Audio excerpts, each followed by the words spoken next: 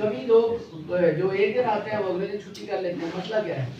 बारिश, मौसम, ये रीजन नहीं है, कोई रीजन नहीं है ये छुट्टी करने की। बारिश का मौसम, कल तो पत्ती नहीं थी गालिबन ना, इस वजह से लोग सर्विस इशू भी था, सर्विस इशू था और बत्ती का इशू भी था, मौसम भी ठीक था, बारिश भी था, सेहत है तो सब कुछ है। और ये है a healthy man has many desires. A healthy man has many desires, but an unhealthy has only one. एक हेल्दी आदमी जो होता है ना उसकी तो बहुत सारी डिजायर्स होती हैं, और जो अनहेल्दी है उसकी सिर्फ एक डिजायर होती है, और वो आपको पता है कि उसकी हेल्थ है। वो कहता है कि हेल्थ हो तो फिर ये एक प्री रिक्विजिट होगा, उसके बाद बाकी सारा कुछ ठीक है। आपको मैंने एक ग्रुप के अंदर इस वीक का प्लान भेजा है, वो आप लोगों ने देखा? पूरे वीक का प्लान, जो कल कुछ चीजें हमने की थी, ठीक है, कुछ आज आपके मुताबिक हमने 4 दिन जो है वो क्लास कर दी थी। एक दिन हमने उसका रखा हुआ था, और एक हफ्ता आपको एक्स्ट्रा लगाना पड़ेगा 10 दिन। आपका जो पूरा टेन्योर होगा ना, जो पूरा टाइम पीरियड होगा, उसके बाद वो आपका मॉक एग्जाम्स का होगा, एंड दैट वुड बी मतलब सारे मॉक एग्जाम्स, हर पेपर जो है ना, जो आपने पढ़ा होगा ना पूरा, ये सिलेबस तो हम कवर करेंगे, ऑब्वियस ही बात है। उस पूरे सिलेबस का एक पेपर होता है ना, जो आपके कमीशन के पैटर्न के ऊपर होगा, वो आपको देना होगा। वो यानी 2 महीने गुजरने के बाद उस पे हम 1 हफ्ता लगाएं या 2 हफ्ते लगाएं, ठीक है, वो आपने देना होगा, ठीक है। तो वो that would be a favour from my side to all of you, thank you sir. ठीक है। कि मॉक एग्जाम्स के if you go to KIPS for example, जहाँ मैं पढ़ाता हूँ, ये वर्ल्ड टाइम्स, तो they charge 40,000 rupees only for the mock exams, ठीक है। उनके 4-5 बच्चे तो मैं खुद बनाता हूँ, मुझे पता है, तो that would B free for you. जितने भी आपके सब्जेक्ट्स इसमें होंगे, उनका सबका मॉक एग्जाम जो है वो आपका फ्री है, ठीक है। Anyways sir Saturday test day है हमारा, मैं अभी बताते हैं इसको, फाइनल एंड पे करते हैं। अभी मुझे ये I am not satisfied with the things कि लोग पूरे नहीं होते। वो जब लोग पूरे नहीं होते तो फिर बड़ा मतलब जिसे कहते हैं ना कि मुझे फील होता है कि जैसे यार वो somebody is मिसिंग, तो वो कुछ मिस कर रहा है, उसको नहीं करना चाहिए ये चीज। This is not fair at all. तो टेस्ट डे तो डेफिनेटली एक होगा। अच्छा, यहाँ ना चाय मुजफ्फराबाद के अंदर एक जगह से ना इतनी दूध पहुँचाएं तो वो ठंडी हो जाती है। सर्दी है सर,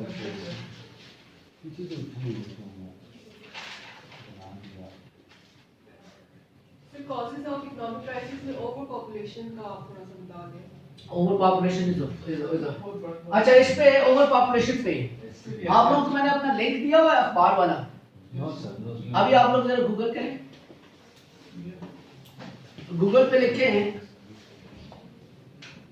ये मैंने आपको कल बताना था, मैं भूल गया। ये इसने ठीक क्वेश्चन लिस्ट किया ओवर पॉपुलेशन पे, ठीक है, तो मुझे भूल गया था। आया बेटा, आया है, कम है। वालेकुम सलाम। यहाँ पे लिखे हैं नासिर खान, डेली टाइम्स। ये मैंने आपको लिंक तो दिया था, बल्कि मैंने आपसे कोई शुरू में असाइनमेंट भी करवाई। हाँ, इसके अंदर एक आर्टिकल आपको मिल गया, लिंक मिल गया, खुल गया जी सर, ओपन हो गया। इसके अंदर आप देखें, नीचे जाएंगे तो आपको मिलेगा पॉपुलेशन बॉम्ब।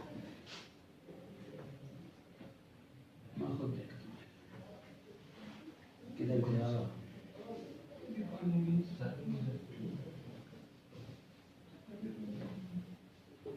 हाँ जी, ये लिखें आप गूगल में, वो लिंक को छोड़ दें पूरे को, आप गूगल में जाएं, लिखें the population bomb. The population bomb, वो डबल नुक्ते नहीं होते, एक ऊपर एक नीचे, colon. Can it be diffused in Pakistan? Can it be diffused in Pakistan? Bomb, BOMB, bomb. Can it be diffused in Pakistan? आ गया? हाँ, ये आर्टिकल आपने पढ़ना है। मैं आपको एक इसकी इंटरेस्टिंग बात बताऊं इस आर्टिकल की। ये आर्टिकल जब मैंने लिखा था ना, तो उसके बाद सीएसएस का पेपर हुआ था, और जो मुतालिया पाकिस्तान का पेपर था ना, पाकिस्तान स्टडीज का, ये आप बेशक उठा के देख लीजिएगा। ये 7 दिसंबर 2018 का आर्टिकल है, और 2019 का पेपर फरवरी में हुआ था। पेपर इसी टाइम पे बनता होता है, दिसंबर में। एग्जैक्टली उसने यही स्टेटमेंट पेपर के अंदर दी हुई थी। यही जो इसका टाइटल है, ये उसने पेपर में पूछा हुआ था।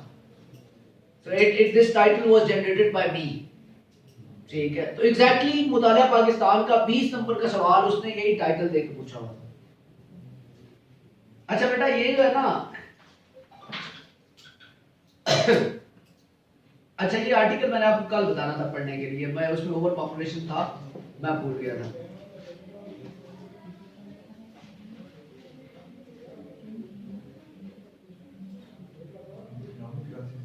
ये इकोनॉमिक क्राइसिस में आएगा, ये इटसेल्फ एक सवाल भी आ सकता है, क्योंकि मुतालिया पाकिस्तान के अंदर आप लोगों के पर्चा 2007 का सैंपल पेपर पड़ा हुआ है आपकी वेबसाइट पे।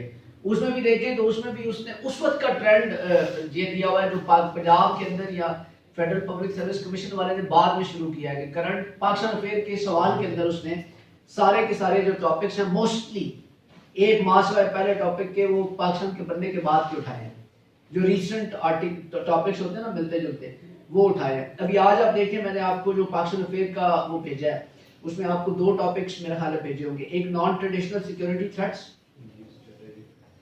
ठीक है, एक पाकिस्तान की वो ज्योग्राफी के हवाले से जनरली आपको पता होना चाहिए, एक मैंने एक आइडियोलॉजी ऑफ पाकिस्तान भी भेजा है। नॉन ट्रेडिशनल सिक्योरिटी थ्रेट्स भेजा होगा, चले वो आज पढ़ना भी है, non traditional security threats.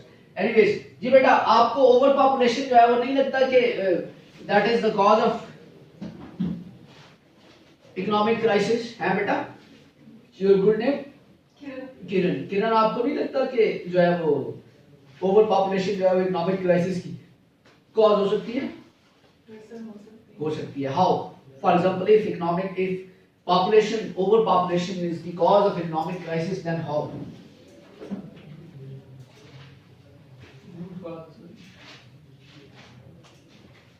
Overpopulation is the cause of economic crisis. You know, जो आपके पास अवेलेबल रिसोर्सेज होते हैं एक रियासत के पास, अवेलेबल रिसोर्सेज वो अगर लिमिटेड हो और उसकी पॉपुलेशन, एक घर की इनकम जो है वो 100 रुपए है और उसके अफराद हैं 10, तो आप उसको जरा उनकी इकोनॉमिक कंडीशन का आप कंपैरिजन करें कि एक घर की इनकम है 100 रुपए और उनके अफराद हैं 3, ठीक है। एक घर की इनकम बेटा 100 रुपया है और उसके अफराद हैं 10, और एक घर है जिसकी इनकम 100 रुपया है और उसके अफराद हैं 3। खुशहाल कौन सा घर होगा? खुशहाल कौन सा वाला होगा? अच्छा, what is the basic cause behind, इसमें लिखा हुआ भी होगा, मैंने इसमें भी लिखा था, बिहाइंड द ओवर पॉपुलेशन। सबसे बड़ी कॉज क्या है पाकिस्तान के अंदर ओवर पॉपुलेशन की? पाकिस्तान के अंदर ओवर पॉपुलेशन की सबसे बड़ी वजह क्या है? Awareness, family planning, lack of education, सबसे बड़ी कॉज ओवर पॉपुलेशन की, सबसे बड़ी कॉज पाकिस्तान। ये रिसर्च ओरिएंटेड बात बता रहा हूं, ये रिसर्च ओरिएंटेड बात है। सबसे बड़ी कॉज पाकिस्तान के अंदर ओवर पॉपुलेशन की ये है, वल्लाहु खैरुर राज़िकीन, क्योंकि रिस्क जो है वो आपने अटैच कर दिया है कि रब देगा, और हर किसी का अपना रिस्क होता है। This is the factual kind of thing, it's a fact.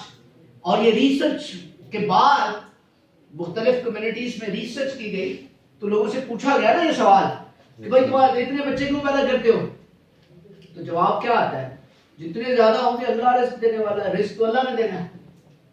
ठीक है, तो वो रिस्क जो अल्लाह ने देना है उसको इसके साथ अटैच किया जाता है। सबसे बड़ी कॉज है पाकिस्तान के अंदर ओवर पॉपुलेशन, समझे, ये बाकी सारी फिर बाद में आती हैं, ये जो आप कह रहे हैं।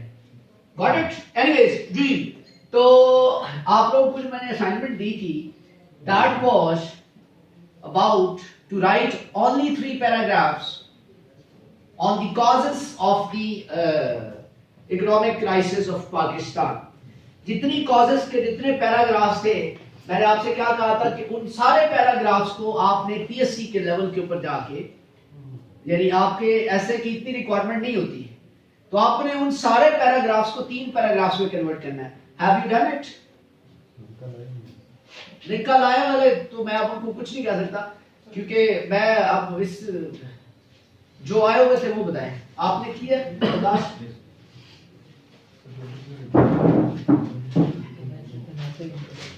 ठीक है बैठे आप, बैठे। आपको मैंने I have send you the note on political crisis of Pakistan. कल आप पूछ भी रहे थे, जो हमने कल डिस्कस भी किया था, वो आपने पढ़ा? Political crisis of Pakistan, come on, this is not the way. If you will not, मतलब आज आपको जो मैंने काम देना है वो तो काफी ज्यादा है, so how will you manage all these things? पिछला सारा रह गया, अगला कैसे मैनेज करोगे? टेल मी ना, कि अगला पिछला सारा रह गया, अगला कैसे? आप ये मैंने दिया फॉर एग्जांपल, मैंने कहा जी 3 पैराग्राफ्स के अंदर इसको कन्वर्ट करके लाया, फॉर एग्जांपल ये करके लाया, जो नहीं करके लाया उसको कल करना पड़ेगा, आज वाला काम भी उसको कल वो आज करना पड़ेगा। How will he manage the thing, he or she manage the things? मुझे आप लोग एक तरीकाकार बता दें, जिस तरीकाकार के थ्रू आप पढ़ेंगे, मैं वो तरीकाकार करने को तैयार। कोई एक तरीकाकार से मुझे बता देना कि भाई हम पढ़ेंगे। मैं कुछ दिन पहले मुझे ये फील हुआ था कि इस क्लास में कुछ लोगों के अंदर काफी अच्छा करंट है, वो कर जाएंगे। मैंने आंखें बंद करके ये इसको भी कहा था कि ये कर जाएंगे, कुछ बच्चे कर जाएंगे, ठीक है, जिन बाकियों को कुछ मेहनत की जरूरत है। और आज तो मुझे लग रहा है कि ऐसा नहीं है। ठीक है, वो खत वाला भाई किधर है जिसने कल खत ठीक लिखा था? आज वो नहीं आया। ये एक्सियम के खत से मुझे याद आ गया।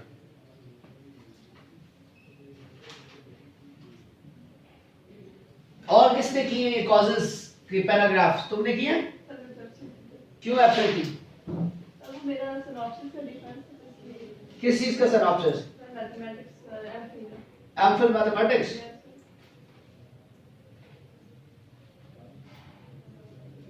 आप में से और किसी ने एमफिल किया? तुमने किया है?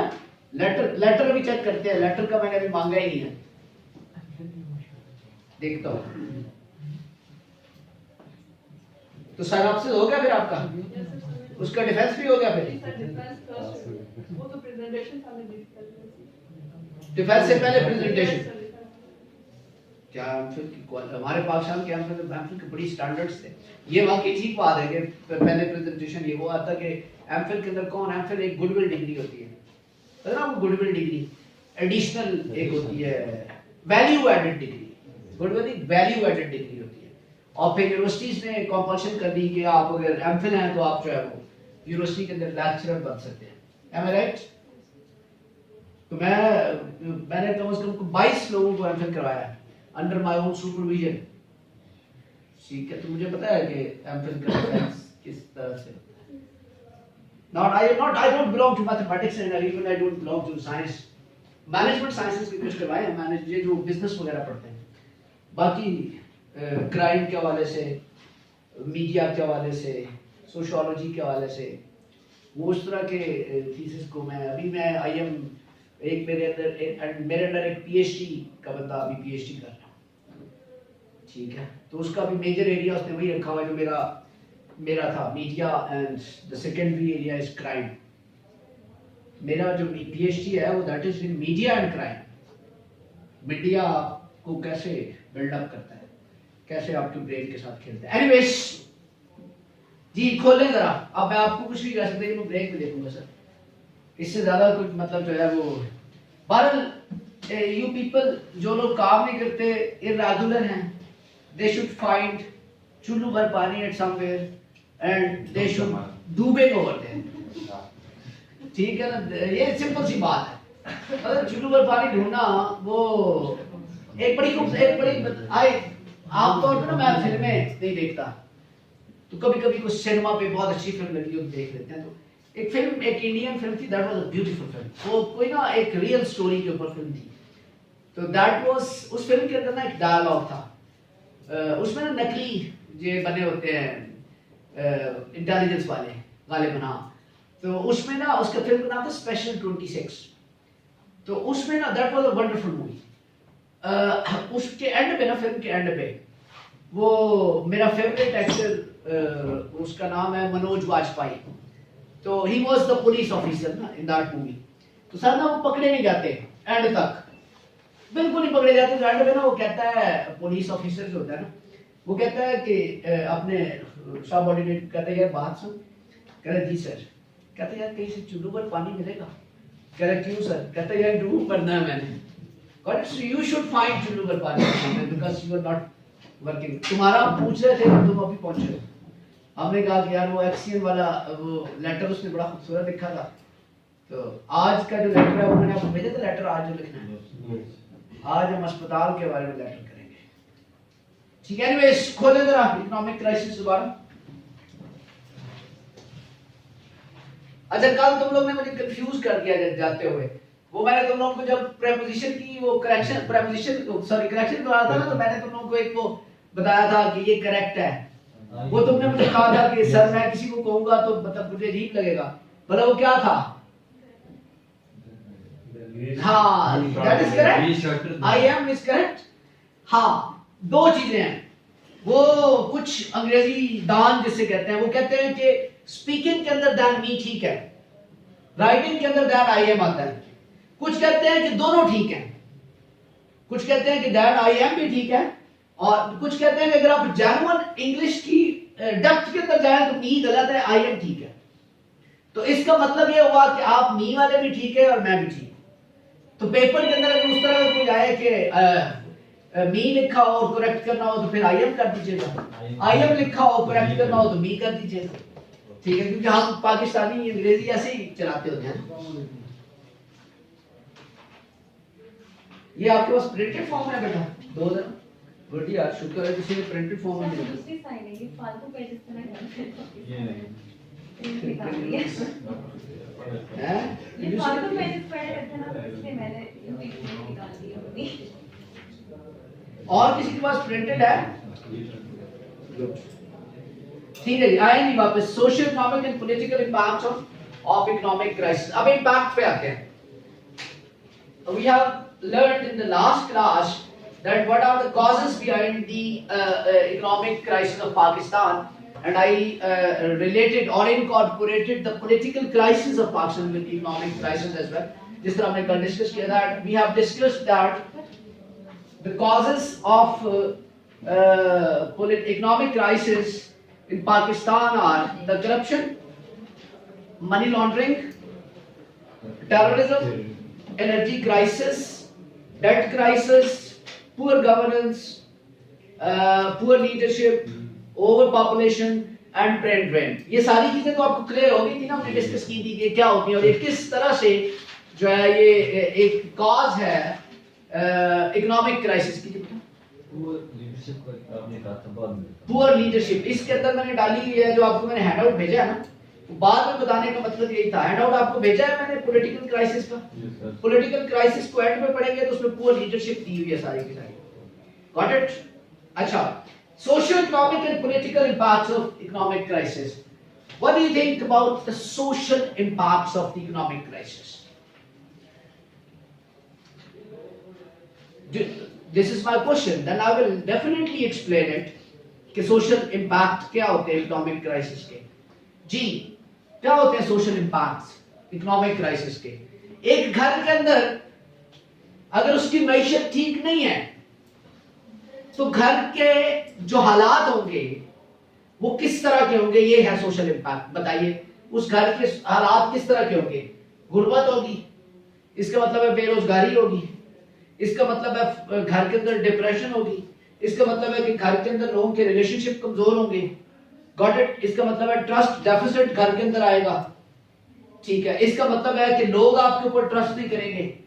इर्द गिर्द वाले, वो कहते हैं ना गरीब आदमी जो होता है ना, उसकी जो अखलाकियात होती है ना, वो उसकी मजबूरी होती है, ठीक है। गरीब आदमी की अखलाकियात उसकी मजबूरी होती है। और अमीर आदमी अगर किसी से हंस के बात कर ले तो एक मिडिल क्लासी या एक गरीब आदमी को हफ्ता हफ्ता नींद नहीं आती कि उसने मुझसे इतने अच्छे तरीके से बात की है। तो गरीब आदमी की अखलाकियात सर क्या होती है?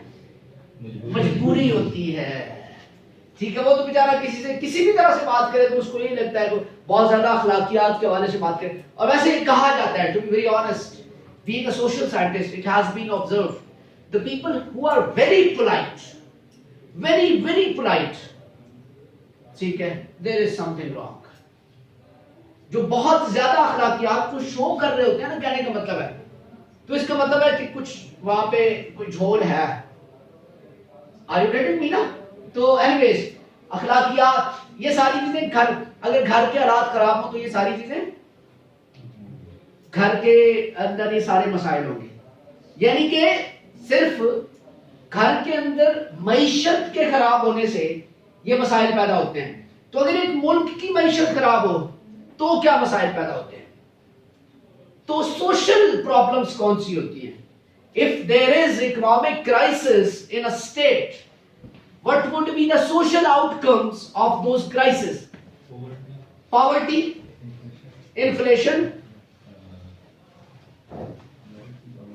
meritocracy,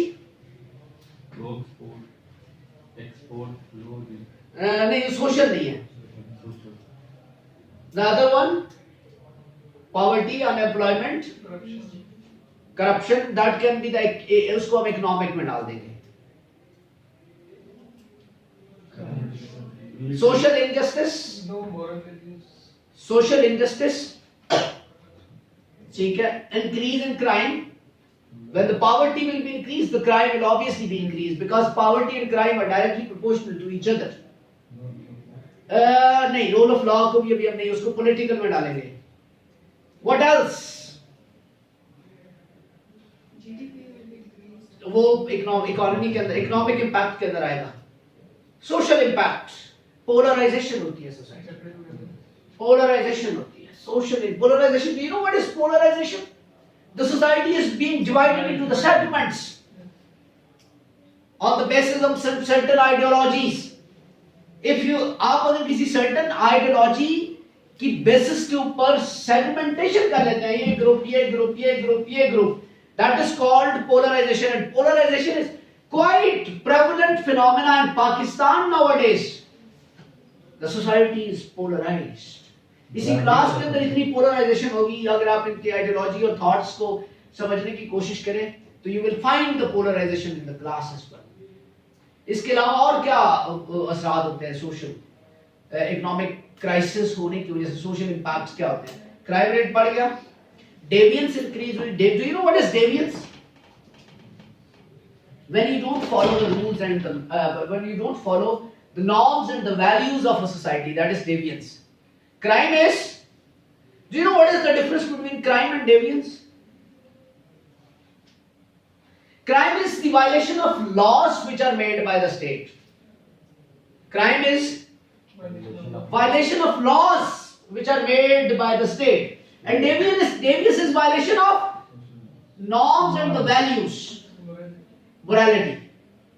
This is the deviance. So crime and deviance both will be increased when there is economic crisis in a country.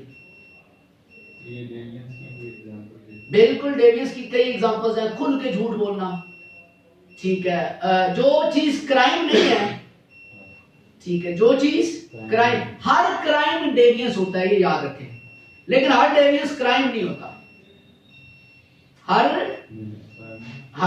Deviance crime नहीं होता, लेकिन हर क्राइम जो है वो क्या होता है? डेवियंस होता है जी। इसके अलावा और क्या सोशल इंपैक्ट हो सकता है इसका, इकोनॉमिक क्राइसिस का? पॉवर्टी हमने कर ली, अनएम्प्लॉयमेंट हमने कर ली, ठीक है, क्राइम को हमने बढ़ा दिया, पोलराइजेशन की हमने बात की, सोशल इनजस्टिस की हमने बात की, सोसाइटी के अंदर सोशल इनजस्टिस जो है वो प्रमोट होता है। और इसके अलावा वो तो क्राइम हो गया ना, डकैती वगैरह क्राइम हो गया। तालीम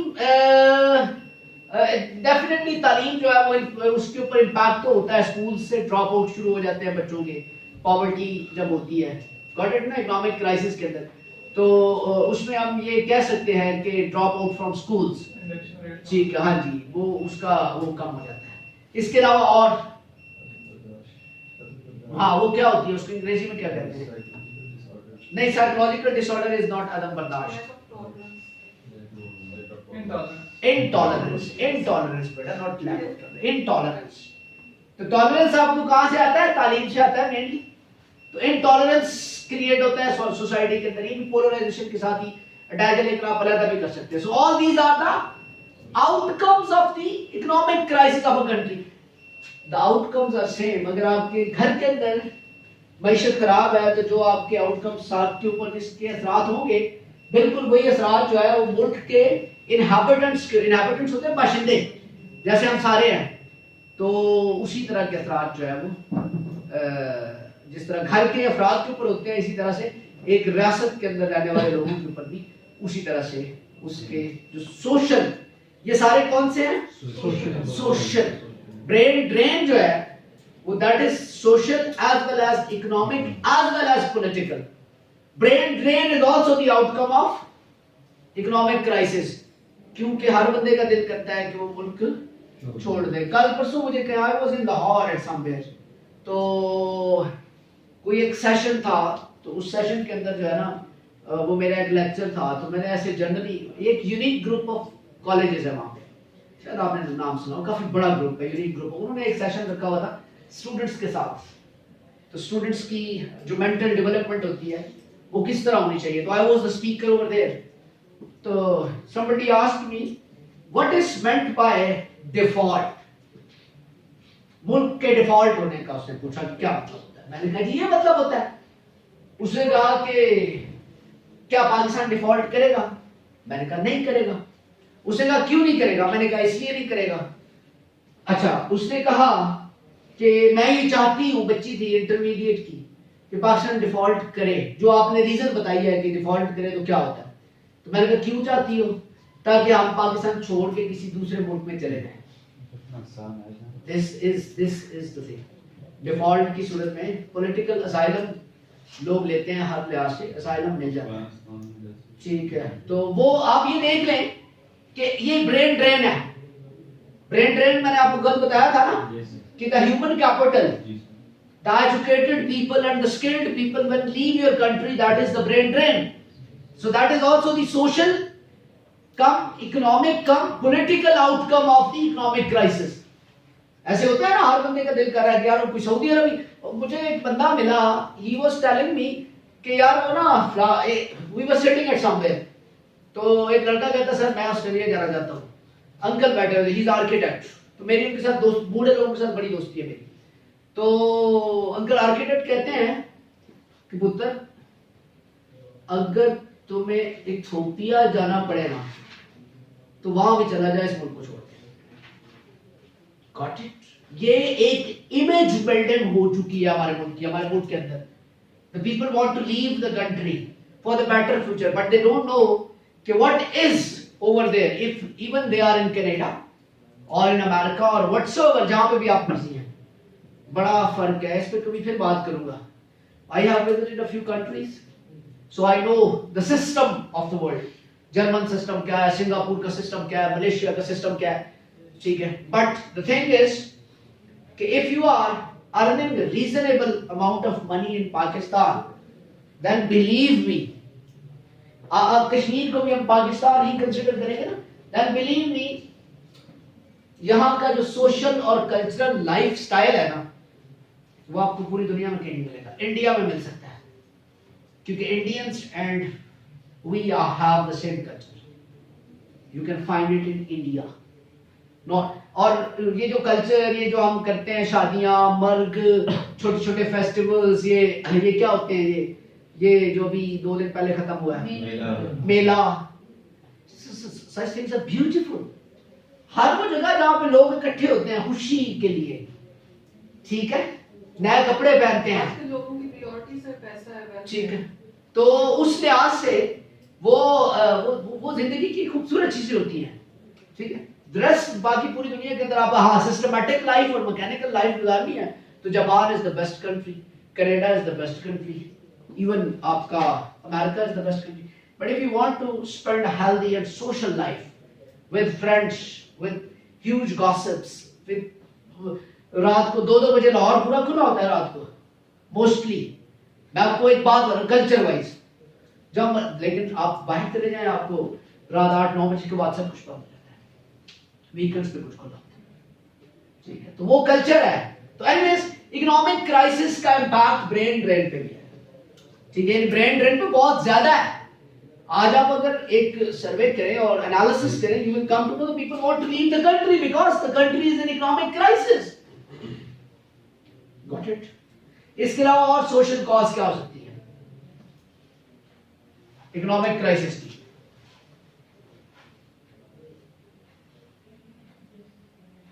use your common sense. Relationships लोगों के कमजोर होना शुरू हो जाते हैं, वीक रिलेशनशिप्स इकोनॉमिक क्राइसिस की वजह से। वेस्टेड इंटरेस्ट आपका, क्योंकि आपका रिलेशनशिप वहां पे बेहतर होता है ना जहां आपके वेस्टेड इंटरेस्ट ज्यादा होते हैं। So if the poverty is prevailing in a society तो then it would also affect the social relationship. Anyways social impact which are associated with the society, ठीक है। and then next one is economic effects of the economic crisis। क्या होंगे? low income, purchasing power आपकी कम हो जाएगी, inflation ज्यादा हो जाएगा, जीडीपी ऑब्वियसली बात है डिक्रीज हो जाएगा, पर कैपिटा इनकम डिक्रीज हो जाएगी इकोनॉमिक क्राइसिस से, और इंपोर्ट्स बढ़ जाती होती हैं इकोनॉमिक क्राइसिस के अंदर, एक्सपोर्ट्स कम हो जाती हैं, एम्प्लॉयमेंट चली जाती है। अनएम्प्लॉयमेंट इकोनॉमिक क्राइसिस का एक आउटकम है इकोनॉमी के लिहाज से भी। Got it? और इसके अलावा एनर्जी क्राइसिस क्रिएट हो जाते हैं, फूड क्राइसिस क्रिएट हो जाते हैं, ये सारे के सारे इकोनॉमी के साथ डायरेक्टली लिंक्ड हैं। Got it? So all these are the outcomes of the economic crisis, these are the economic impacts of the economic crisis. Got it? जो कॉजेज है इकोनॉमिक क्राइसिस की ना, वो सारे के सारे उसके इंपैक्ट बन जाते हैं। गॉट इट जी? इसके अलावा अगला क्या था? पॉलिटिकल इकोनॉमिक क्राइसिस का इंपैक्ट। पॉलिटिकल इंपैक्ट क्या होता है इकोनॉमिक क्राइसिस का? What are the political impacts of economic crisis?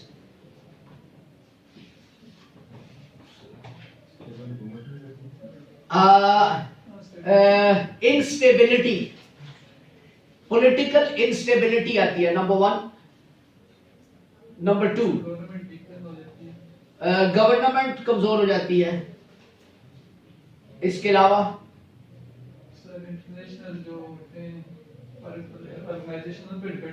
आपकी फॉरेन डायरेक्ट इन्वेस्टमेंट नहीं आती। This is again the political and economic impact.